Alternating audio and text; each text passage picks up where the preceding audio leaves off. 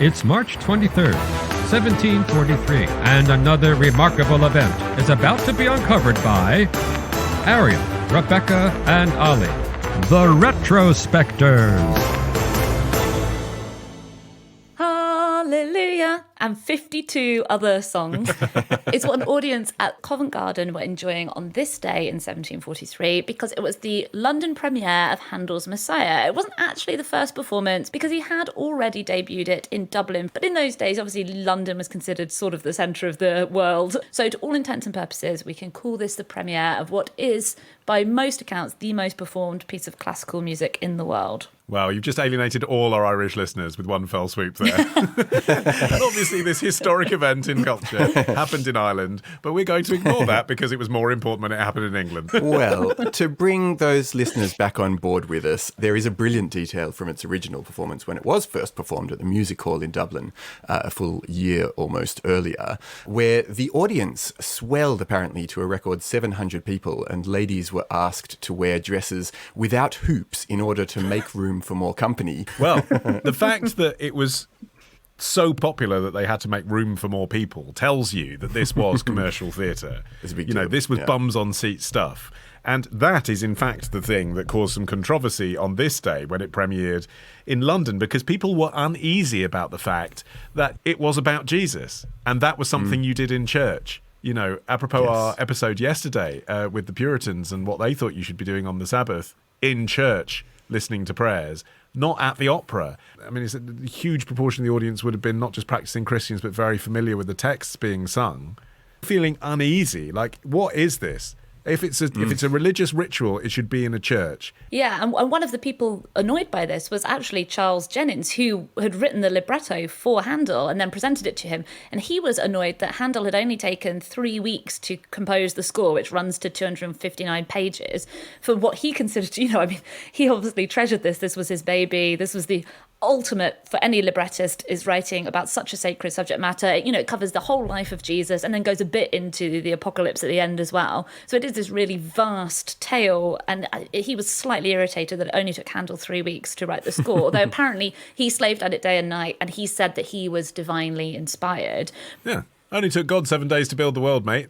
24 days to write some music. That seems okay when you've got God on your side. There's actually an interesting story about this because the first English language oratorio was written by Handel, and it was called Esther, and it was written in 1732. But he'd actually composed the score much earlier, and then he reworked it into an oratorio specifically because he had conceived of it as being a stage production, and the Bishop of London would not permit any biblical stories to be enacted on the London stage. So he reworked it into this form that's almost like what we might now recognise as a semi-stage performance. Celebrities will sometimes do versions of musicals for charity like this, where they're standing at the microphone with the script in their hand. They're not necessarily doing anything or acting. They're singing and they are the characters, but it's not a stage show. It's kind of a concert with some extra frills. Well, partly also Handel was pivoting away from opera because he'd moved to London, and this major rivalry had broken out between the devotees of the more conventional Italian opera style, which was typified by a composer called Giovanni Bononcini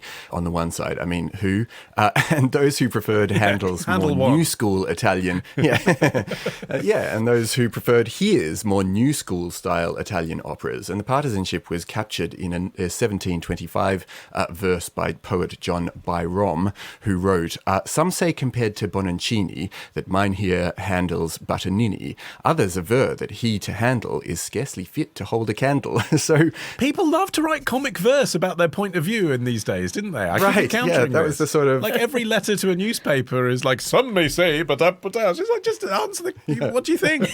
Why are you doing this? And comic verse was actually one of the reasons that audiences were becoming less enamoured of Italian opera. On one hand, there was the expense of staging them, which was just growing and growing as people got used to more and more spectacle, and the fact that you had these big-time divas who were making everything difficult. But also then you had the success of John Gay's it was called The Beggar's Opera, which was this satire of these overblown Italian operas. The fact that in itself was so successful was a sign that tastes were changing. And for Handel, it was a sign that the time was right to pivot back to the religious oratorio that he'd learned about as a young man. But it was controversial. So when they advertised this performance, and followers of Handel would have already known that this had been a big sensation in Dublin and was now coming across to England, But nonetheless, they put ads in the Daily Advertiser and the London Daily Post, which listed the title of the performance only as A New Sacred Oratorio. They didn't want to put the word Messiah in the advert for the show that was called Messiah, because that would be seen as potentially a bit sensitive and blasphemous, the idea of having it in a secular venue.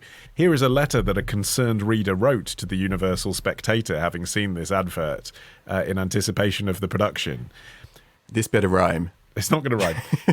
David said, "How can we sing the Lord's song in a strange land? But sure, he would have thought it much stranger to have heard it sung in a playhouse."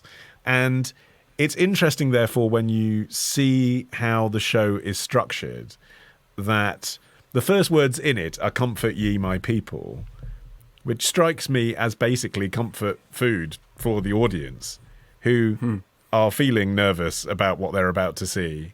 And also generally, like in the Enlightenment, are feeling nervous about whether God is still there for them and is going to save their soul or not. Basically, Yeah. And then the librettist deliberately avoids putting any of Jesus's words, as reported in the Bible, in anyone's mouth, so that no one is on stage being Christ, which ultimately led to the tradition of the Messiah being a charitable performance as well, by the way. So no one's making money out of this. Like Handel would have made a fortune, but he gave all his money to charity, again, partly because it's like, we're going to do a show about Christ, we'll give the money to a charity. There was a really famous incident during this earlier performance of Esther, the first oratorio, where they had an Italian singer who was singing a role, and the line was, "I come, my queen, to chaste delights," but in his accent was apparently rendered as "I comb my queen to chase the lice," which provoked great mirth. And so they probably wanted to avoid anything similar. They didn't want Jesus's words coming out in this kind of mangled innuendo fashion. Although it's hard to imagine what a Palestinian Jew singing Baroque opera would have sounded like. I think quite hard to approximate, really.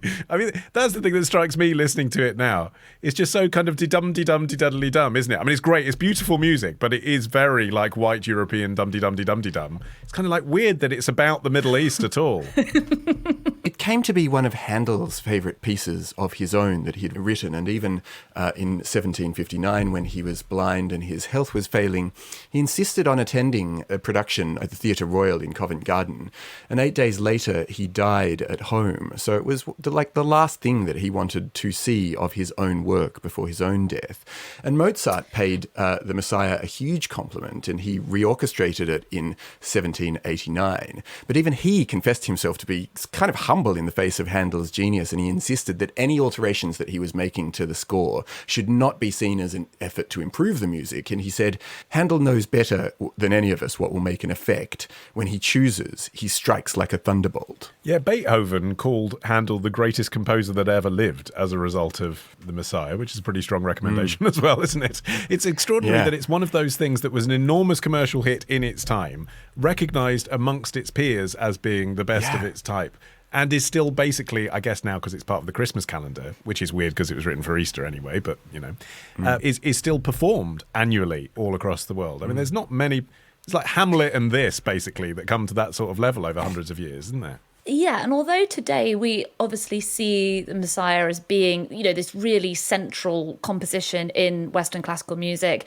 sort of got untouchable status, within his lifetime, Handel actually rewrote Messiah frequently. He wasn't precious about it at all. He would take out and add in different arias depending on who was singing, depending on what musicians they had, because that was another thing that would have been really different on this day in 1743 at the premiere to today, is that it was staged on what we would now see as a very small scale, because we all associate the Hallelujah chorus in particular with these massed choirs. But in the early performances, it was staged with a pretty small number of people. The choir was about 30 people and there were about 30 musicians as well. And the numbers are sort of ballooned over the years as the renown of Messiah grew and grew and grew, until by the 1850s, it was staged at Crystal Palace with 4,000 singers and 500 musicians. Although since then, there has been a movement to reduce those numbers back to something a bit more like Handel's original version.